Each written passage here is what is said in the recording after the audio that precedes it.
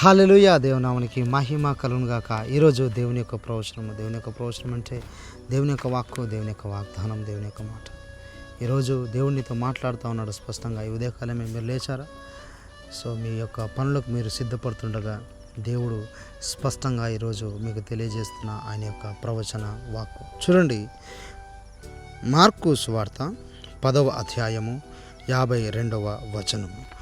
అందుకు యేసు, నీవు వెళ్ళుము, నీ విశ్వాసము నిన్ను స్వస్థపరచునని చెప్పాను. వెంటనే వాడు త్రోవను ఆయన వెంట చూపు పొంది వెళ్ళెను. హల్లెలూయా! బైబిల్ తెలియజేస్తుంది. ఇక్కడ ఒక గుడ్డివాడిని మనం చూస్తూ ఉన్నాం.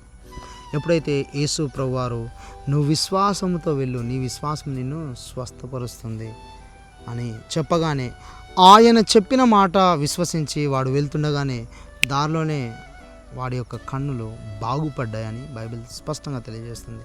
ఈరోజు దేవుని యొద్ద నుండి ఎలాంటి సమస్య లేదు. నువ్వు విశ్వాసము కలిగి ఉంటే దేవుని యొద్ద నుండి నీవు స్వస్థత పొందుకోగలవు. ప్రాఫెట్ గారు, మాకు విశ్వాసం ఉంది కానీ ఇప్పటికీ మాకు స్వస్థత రాలేదండి.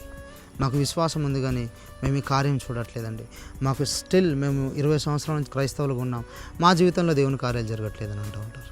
విశ్వాసము ఎన్ని సంవత్సరాల ఎక్స్పీరియన్స్ ఉందనేది కాదు. నీకు ఎన్ని సంవత్సరాల ఎక్స్పీరియన్స్ ఉంటే అంత గొప్ప విశ్వాసం ఉంటుంది అనేది కాదు. విశ్వాసం అనేది నీ హృదయానికి సంబంధించింది. వీడు వెళుతూ ఉండగానే, ఈ యొక్క గుడ్డివాడు వెళుతుండగానే అతనికి స్వస్థత వచ్చింది. ఈరోజు దేవుని నువ్వు నమ్ము. ఈ యొక్క వాగ్దానం, ఈ యొక్క ప్రవచన వాక్కు చూస్తుండగానే స్వస్థత మీ శరీరాలకు కలుగుతుంది అని ప్రభు తెలియజేస్తూ ఉన్నాడు. ఈరోజు దేని విషయంలో ఎలాంటి స్వస్థత కొరకు మీరు ఎదురు చూస్తున్నారు? అయితే ప్రభు ఈరోజు ఇంత స్పష్టంగా మాట్లాడుతూ ఉన్నాడు. ఇదిగో ఆయన స్వస్థత పండుగ చేస్తున్నాము. నీ యొక్క అవిశ్వాసమును యేసు నామములో బంధిస్తున్నాను. అవిశ్వాసం కలిగజేసే దురాత్మను బంధిస్తున్నాను యేసుక్రీస్తు నామములో. మీ విశ్వాసము చాలా గొప్పది. మీ విశ్వాసమును దేవుడు మీకు ఇచ్చిన వరము అది. కాబట్టి దేవుని యందు విశ్వాసం ఉంచండి. ఎంతో గొప్ప స్వస్థత నువ్వు చూడబోతున్నావు. ఈరోజు ఎలాంటి అనారోగ్యంతో నువ్వు బాధపడుతున్నావు? క్యాన్సర్ వ్యాధితో బాధపడుతున్నావా? కడుపులో సమస్యతో బాధపడుతున్నావా? పిల్లలు లేక బాధపడుతూ ఉన్నావా? లేదంటే కుటుంబంలో ఇబ్బందులతో నువ్వు బాధపడుతున్నావా? ఎలాంటి అనారోగ్య సమస్య, సైనస్తో బాధపడుతున్నావా? తలనొప్పితో బాధపడుతున్నావా? మైగ్రేన్ హెడ్ఏక్తో నువ్వు బాధపడుతున్నావా? లేదా నువ్వు ఎలాంటి సమస్యతో బాధపడుతూ ఉన్నావు? థైరాయిడ్తో, బీపీతో, షుగర్తో, ఒబిసిటీతో నువ్వు బాధపడుతున్నావా? ఫ్యాటీ లివర్తో నువ్వు బాధపడుతున్నావా? రీ బ్రహాటస్ మాటెకీరా బహాండస్. దేనితో నువ్వు బాధపడుతున్నావు? ఈరోజు ఎలాంటి సంగతులతో నువ్వు బాధపడుతున్నావు? నాకు ఇంకా స్వస్థత కలగట్లేదు. పైల్స్తో మీరు బాధపడుతున్నారా? పిస్టులతో మీరు బాధపడుతున్నారా?